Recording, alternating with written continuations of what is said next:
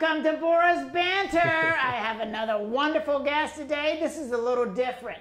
This one is not your typical store or your museum in Salem. It is with a realtor, Daniel Meegan from Barrett and Co. I get a lot of messages saying, hey, tell me about the market, the housing market in Salem. Tell me about what it's like living in Salem and what are the houses like in Salem and the prices. Well, I can't answer them, so I've got this wonderful realtor here. Thanks for coming, Daniel. Thank you for having me, Bora. It's really a pleasure. Good to see you again. You're looking wonderful. I feel miserable, but it's a Friday, so I'm doing okay. Awesome. Yeah, you doing anything fun tonight? Absolutely. Yeah, we're heading out with friends and having a wonderful dinner in Salem, ladies and gentlemen. Good. Yeah. What is your favorite restaurant in Salem? It's like asking me to choose between my children. Oh, yeah. I love Opus. We love Opus. Yes, We've we been to do. Opus, of course. You can head down to Finn's, get some great seafood there. Yeah. There's wonderful restaurants all throughout the whole area. So whatever your heart's desire, you can find it here. And Bit Bar. We fly over to Bit Bar every now and then and play some games. Pop on the broom and go play a little video games over there as well. Yeah. So you've been a realtor for how long? It's been 15 years I've been doing this. 15 years. And I've known you and I've worked with you, and it seems like you've been doing it all of your life. So my question is, what drew you to be a realtor? Why are you a realtor? It is a fun job. I had actually been working in sales with a corporation, and I enjoyed doing that, but it had that corporate structure to it. And I ended up having a friend who was in the business, and I really like seeing the ways helping people buy and sell real estate, and just saw the potential of a good living in it, and also a whole lot of independence. Now, independence doesn't mean that your life is easier. You actually work a lot harder doing this, but at the same point, I was very attracted to an opportunity to help people have better lives, find great houses, sell their houses, and then at the same point actually have a whole lot of independence in how I conducted myself. So I quit the other job and I moved into this job. Well, you know, you said you're on call practically 24 hours a day. I mean, somebody wants a house, they're going to call you up, and you've got to answer that call. It happens quite frequently. It does. So how long have you been with Barrett and Co? It's been 5 years I've been with this company now. I just had my 5-year anniversary last week. Did you? Did you? Now, I know, but I'm going to ask you. Please do. Now, what sets you, Daniel Meegan, apart from other realtors? Well, despite this face, I help people sell a lot of real estate. You got that werewolf look going. On a unique scale, I actually came to real estate sort of a little differently from a lot of others. I went to law school long enough to be dangerous, I like to say. And once I realized that I wasn't going to be a lawyer, I ended up taking every single course that was related to real estate. So probate law and mortgages and conveyances and things along this line, estates. And I basically took everything that would play into somebody's real estate transaction, and I took all of those courses. So a portion of what I do in my business is I actually help like legal counsel for dealing with sales under certain circumstances, helping people through legal circumstances like probates and all sorts of scenarios that actually come up when people are buying or selling. So a lot of fun, but I also like to bring that little extra edge of professionalism to what I do to understand the whole process. Yeah, we as I was saying earlier, you went through this journey with me and my husband to find a house. That's right. It was a long journey. It was a scary journey. It was an emotional journey. It was fun. It was, I would call you up, freaked out, and one of the things that you said to me that stuck to me. I know what you're going to say. What am I going to say? You're going to say, one day you were like, I'm very nervous, I'm very scared, and I said, Bora, I will be your shield and your sword. You did. I will defend you against what you're afraid of, and I will fight for you to get you what you want. And that stuck with me, and that just took all the stress away that day. That was the plan. Thank you for that. My pleasure. Thank you for that. And then we found this great, witch palace here. We did. It worked out great. And we found out that caskets were, an undertaker built my house, and he built coffins in the basement. And that actually, they didn't know it, but that enhanced the value to you. Oh, yes, it did. It did. So, now, you were born in Salem, weren't you? Well, now, I was born in Boston. Oh, you were born in Boston. And then we moved to Salem soon afterwards, and I grew up here. The majority of my life has been in Salem. You know Salem like the back of your hand. Like the back of my hand. You know the good parts, the better parts.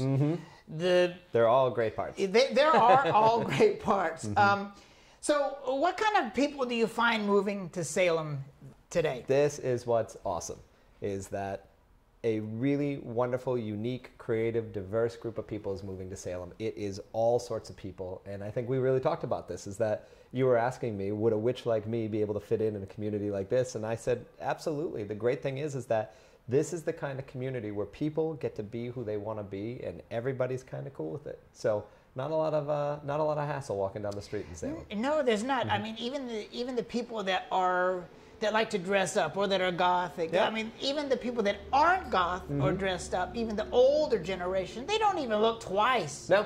I mean, Frankenstein could be walking down holding an axe, and it doesn't matter. in the middle of February, no one looks twice. Well, it's a really beautiful part about this community is that we've got an incredible history, a nautical history, but then we also have the historical components of the witch trials that comes from here, and then we've got this evolution that's come as a result of that. That is of just a diversity of character, creativity, of people, of ideas, of artists, of business people. It's all sort of poured in here, and it just makes it so much fun to be from Salem. And then we have a tourist community that comes in as well, and this incredible tourist community just kind of puts a breath into us every year to be more creative. Oh, they expect more and more every year. Yep. So speaking of that, what was, you talked about the history, what was Salem like 10, 20 years ago as opposed to right here, right now? So it is a unique thing, is that Salem definitely had at one point kind of an old guard, and it was multi-generational people from Salem, which we still have plenty, and they're still honored members of our community, of course. Saying that, it really was almost like if you weren't 2-3 generations into the city, you weren't quite from Salem yet. Yeah. And that actually played a lot. You'd kind of get asked, were you born here? Where'd you move from? How long have you been here for? Is a very sort of common question.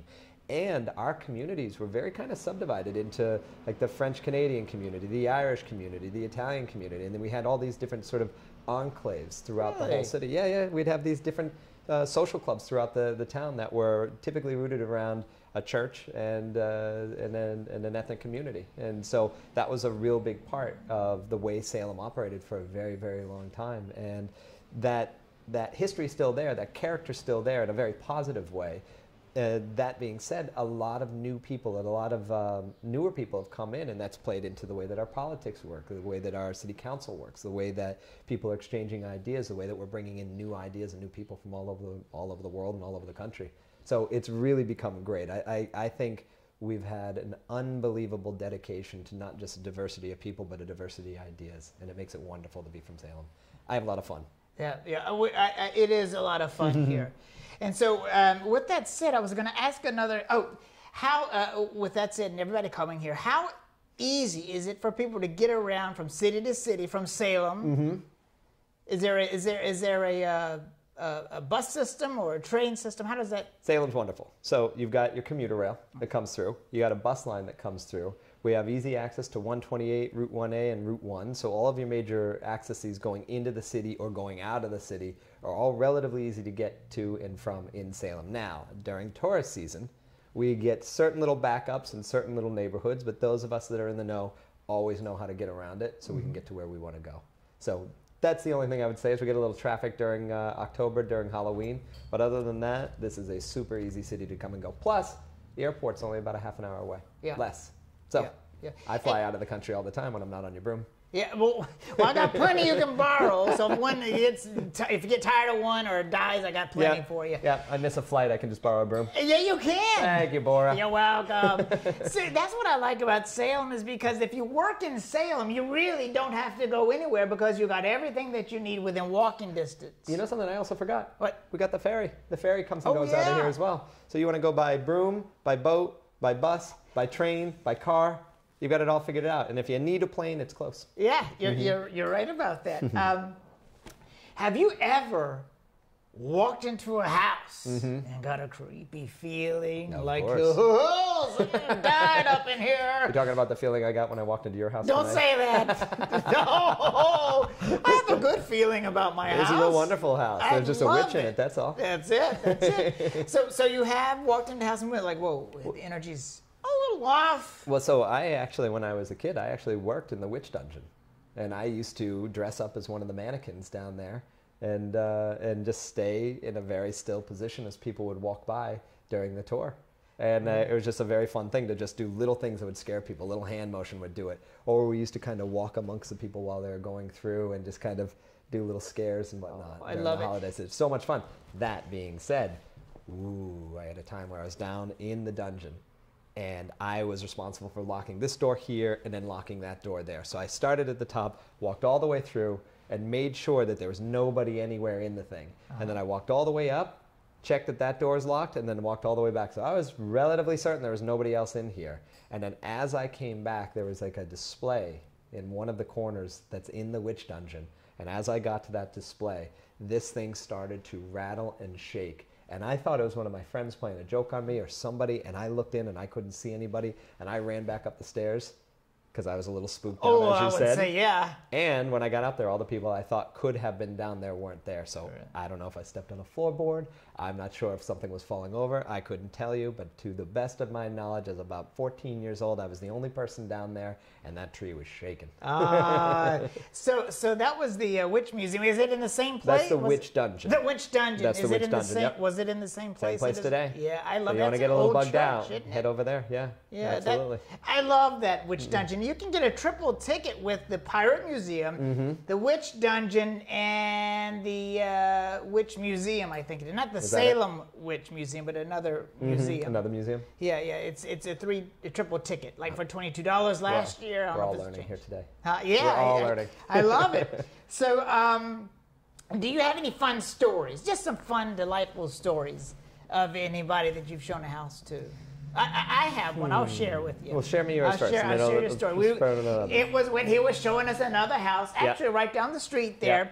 We were up in the little crawl space with your feet hanging. He dresses like this when he shows houses and mortuaries and dungeons. He dresses just like this. And it doesn't matter how dirty the place is or if he's got to crawl on his knees through a basement to get somewhere to check the pipes and everything. He doesn't care. That's how dedicated he is. So he was up in the crawl space and his little feet were hanging down and he was like, oh, it's dirty up here. It looks pretty good up here. And I'm looking at his shoes and I'm like, boy, he's a hard worker, dedicated. He's got Kohans on. He doesn't care if he gets them scratched or not. That's how dedicated you are. I don't sell houses for witches like you that don't get to buy new shoes. So if you... let me ask you one more question.